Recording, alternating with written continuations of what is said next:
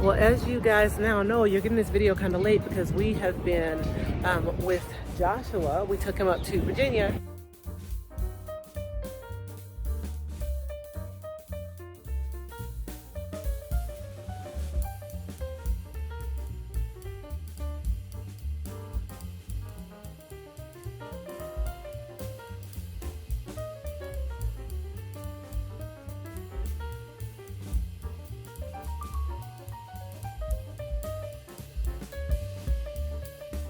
But we stopped at the Civil Rights Museum, the National Civil Rights Museum, and the Lorraine Motel, where Dr. Martin Luther King Jr. was assassinated. And so we're there right now.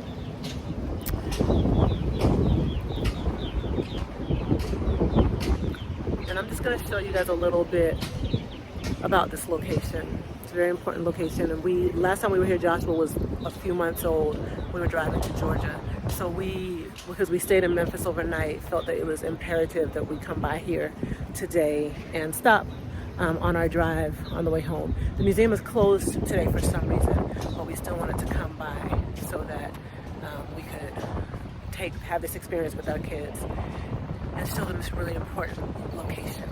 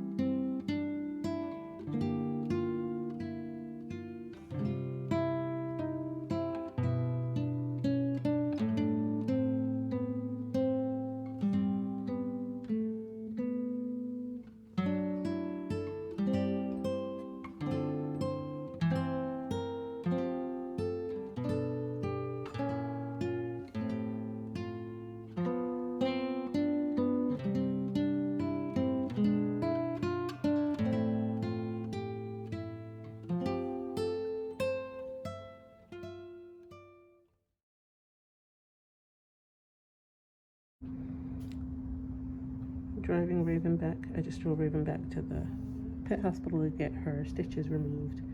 She's not too impressed with this whole deal. Hey girl.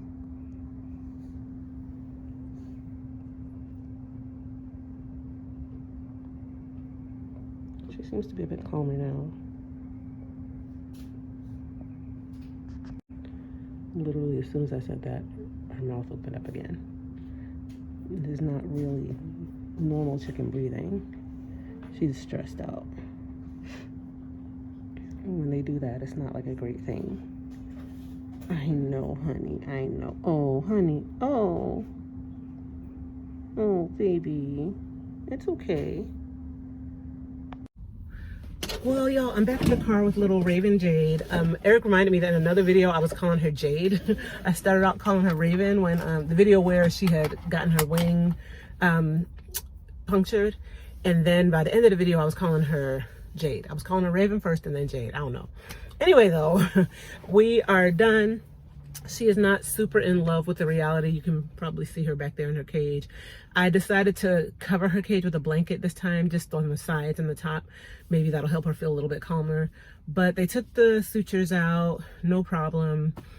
And I'm going to now treat myself to a smoothie and then head home. Get down, ma'am. Get down. I don't want you flying over into the neighbor's yard. That's right. Get on down. Thank you, darling.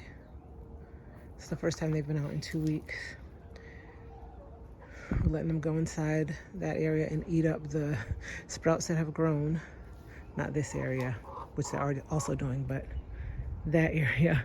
So we kind of just pulled down the chicken wire a little bit. Not sure how well that's gonna go, but they're making their way in there. Also, I told y'all this tree would be in no time, and boom, here it is. It's all in. I am just finishing out my backyard for the season. Okay, Pepper, I saw that flip, flop, flop, flop. Finishing out the backyard for the season. Still have carrots in there. My Swiss chard is like taking off. Oh, it looks so good. Kale, I trimmed up right before we went out of town last week. And they look like they're getting eaten up, which I wouldn't be surprised about because it's kind of that time of the year. Although I did plant some more out front. We'll see how it goes. And my beet leaves are starting to get eaten as well, but I wanted to eat them, so I better get those soon. Collard greens are starting to flower. I gotta harvest these last bits that I want to eat and then let the rest go to flower so that I can get seeds from them. So we've pretty much switched our focus to the front yard at this point. And I'll show y'all that in just a minute. Here in the greenhouse is Eric's mango. It is getting eaten by something. Ooh, yeah. Oh, Lord. You know, I've been gardening this morning. It's definitely been getting eaten by something, so I'm going to have to figure out what to do with this. Anybody, any gardeners know what I can do for this? Not mango, I'm sorry, avocado. It's definitely getting munched on by something. There's some oregano back there. A few tomato shoots that I picked off of some tomatoes that I trimmed a week or two ago. This one is sharing a pot with a strawberry. And they are doing all right. They seem like they're surviving. I was like, we'll see what happens. If they live, they live. If they don't, they don't. But they all seem to be doing all right. Some parsley, onions, green onions, sage, strawberries. Look at that. And a strawberry here. We got 3 chickens in the same hole. Trying to dust bathe in the same place. Y'all are funny. What's going on?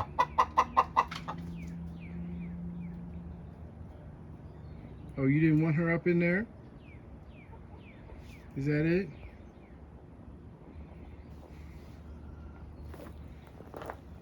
You silly bird. Lady Featherington, the gray one over there, wasn't excited because Black Beauty, right here, was up in the coop.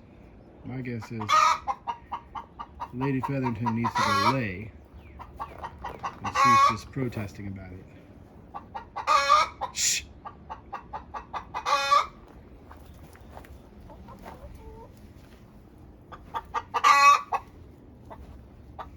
Hey, hey, if you're gonna lay, oh, there she goes. If you're gonna be all excited, why don't you just go lay an egg then? Huh? You need to just lay an egg? You, I'm talking to you. You. Hey lady, why don't you just go lay instead of yelling? Hey, what are we doing?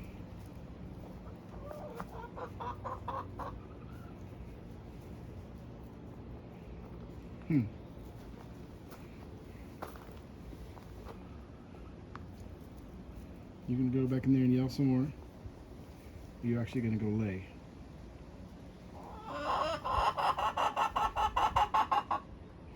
You're just gonna yell.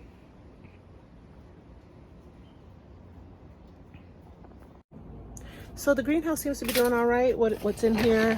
Let me climb on out. And the backyard, like I said, is winding down. Oh, let me get a better shot. There we go. Oh, sunlight. Good morning. Oh. Yeah, so the backyard, I think I'm going to be finishing out here soon. It makes me saddish. I love being in my backyard in the winter months, getting lots of good greens. But it's time to wrap it up. So I'm going to show y'all what the front yard looks like. I was just out there working, but I wasn't recording. I did take some pretty pictures, which I'll show you. I'll include those here.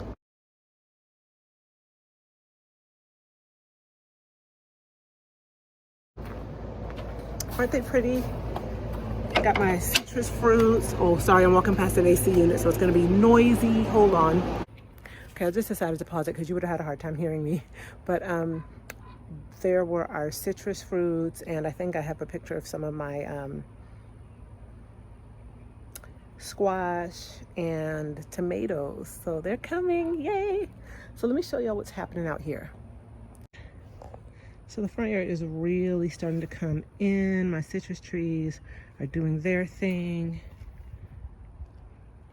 My fig, she's growing in. No fruit yet though. But you can see that my tomatoes are now, well actually let me just show you the whole thing at first. Okay, there you go. So my tomatoes are really growing. Here we have some fruit coming already.